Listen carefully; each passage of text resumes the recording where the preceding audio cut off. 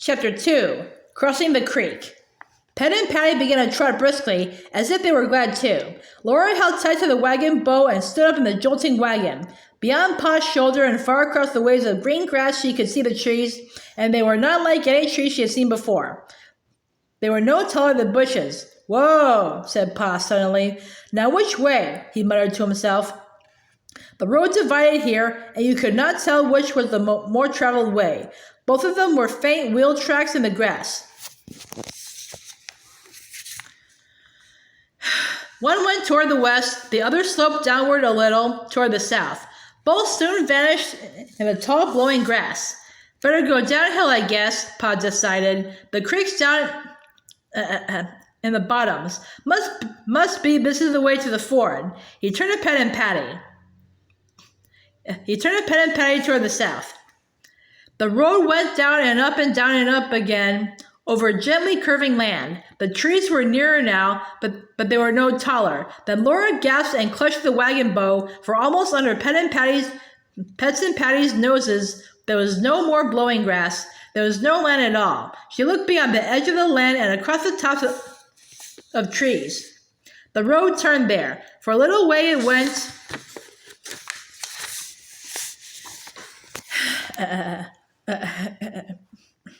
along the cliff's top, then it went sharply downward. Pa put on the brakes. Pet and Patty braced themselves backward and almost sat down. The wagon wheel slid onward, little by little, lowering the wagon farther down the steep slope into the ground. Jagged cliffs of bare red earth rose up on both sides of the wagon. Grass waved along their tops, but nothing grew on their seam straight up and down sides. They were hot, and heat came from them against Laura's face. The wind was still blowing overhead, but it did not blow down into the steep crack in the ground. The stillness seemed strange and empty. Then once more the wagon was level. The narrow crack down which it had come opened into the bottom lands. Here grew the tall trees whose tops Laura had seen from the prairie above. Shady groves were scattered on the rolling meadows, and in the groves deer were lying down, hardly to be seen among the shadows. The deer turned their heads toward the wagon, and curious fawns stood up to see it more clearly. Laura was surprised because she did not see the creek.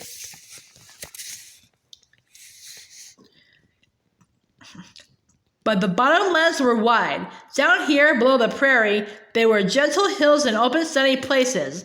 The air was still and hot. Under the wagon wheels, the ground was soft. In the sunny open spaces, the grass grew thin, and deer had cropped it short. For a while, the high bare cliffs of red earth stood up behind the wagon, but they were almost hidden behind hills and trees when Pet and Patty stopped to drink from the creek. The rushing sound of the water filled the still air. All along the creek banks, the trees hung over it and made it dark with shadows. In the middle, it ran swiftly, sparkling silver and blue. "This creek's pretty high," Pa said, "but I guess we can make it all right. You can see this is a ford by the old wheel ruts. What do you see, Caroline?"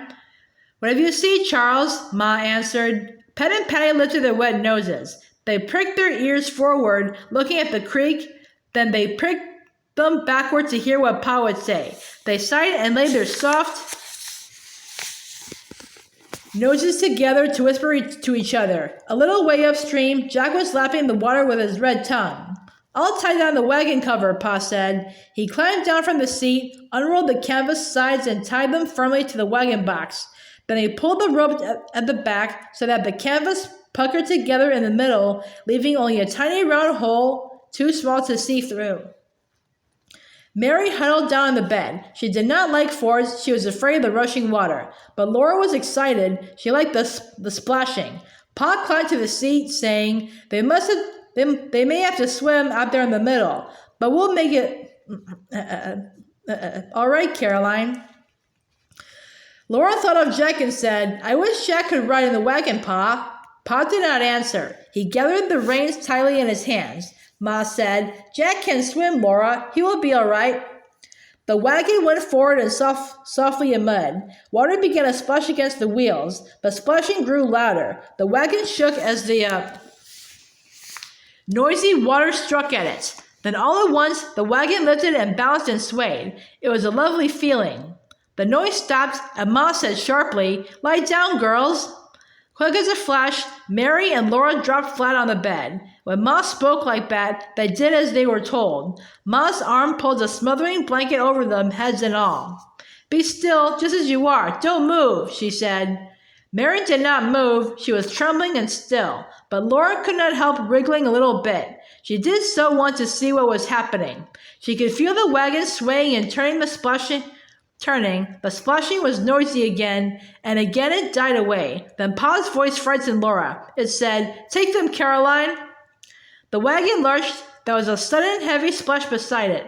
Laura sat straight up and clawed the blanket from her head. Pa was gone. Ma sat alone, holding tight to the reins with both hands. Mary hid her face in the blanket again, but Laura rose up farther.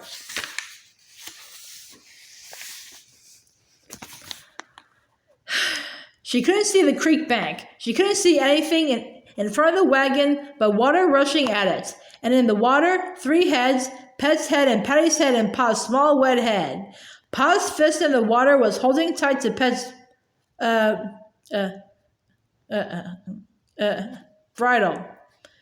Laura could faintly hear Pa's voice through the rushing of the water. It sounded calm and cheerful, but she couldn't hear what he said. He was talking to the horses. Ma's face was white and scared.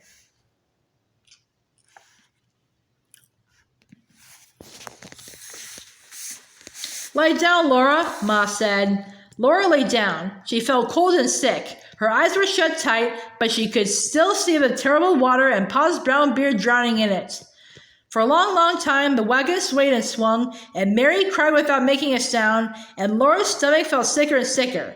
Then the front wheel struck and grated, and Pa shouted. The whole wagon jerked and jolted and tipped backward, but the wheels were turning on the ground. Laura was up again, holding to the seat. She saw Pets and Patty scrambling wet backs climbing a steep bank, and Pa running beside them, shouting, "Hi, Patty! Hi, Pets! Get up! Get up! Whoopsie daisy! Good girls!"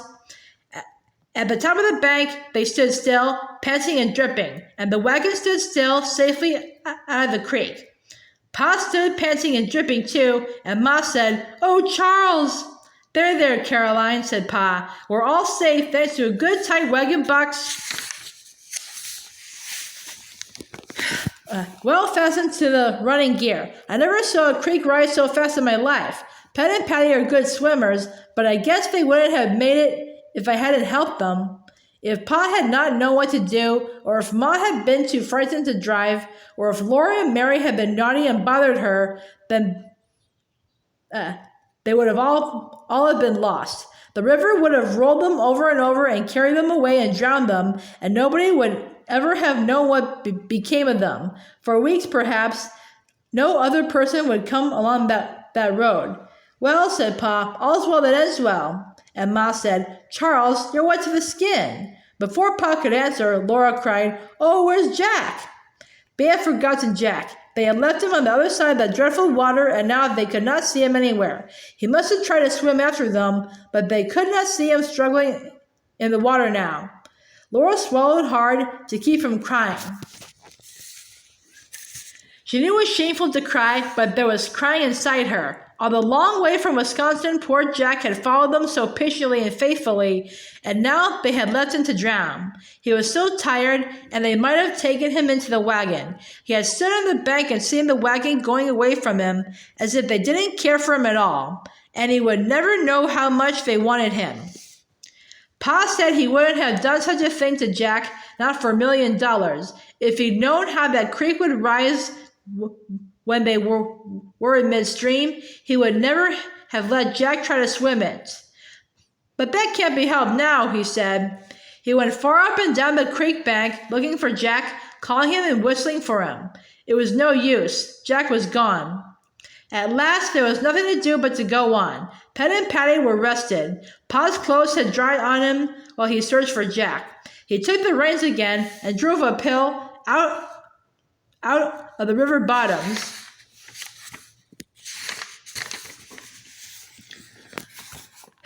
Laura looked back all the way. She knew she wouldn't see Jack again, but she wanted to. She didn't see anything but low curves of land coming between the wagon and the creek, and beyond the creek, those strange cliffs of red earth rose up again.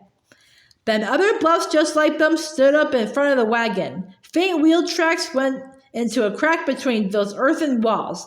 Pet and Patty climbed till the crack became a small grassy valley, and the valley widened out to the high prairie once more. No road, not even the faintest trace of wheels or of a riders passing, could be seen anywhere. That prairie looked as if no human eye had ever seen it before. Only the tall white grass covered the endless empty land, and the great empty sky arched over it. Far away, the sun's edge touched the rim of the earth. The sun was enormous, and it was throbbing and pulsing with light. All around the sky's edge ran a pale pink glow, and above the pink was yellow, and above that blue. Above the blue, the sky was no color at all. Purple shadows were gathering over the land, and the wind was mourning. Pa stopped the Mustangs. He and Ma got out of the wagon to make camp, and Mary and Laura climbed down to the ground too. "Oh, Ma," Laura begged, "Jack has gone to heaven, hasn't he? He was such a good dog. Can't he go to heaven?" Ma did not know what to answer, but Pa said, "Yes, Laura, he can. God bet doesn't forget the sparrows won't leave a good dog like Jack out in the cold." Laura felt only a little better. She was not happy. Pa did not whistle about his work as usual, and after a while he said, "And what we'll do in a wild country without a good watchdog, I don't know."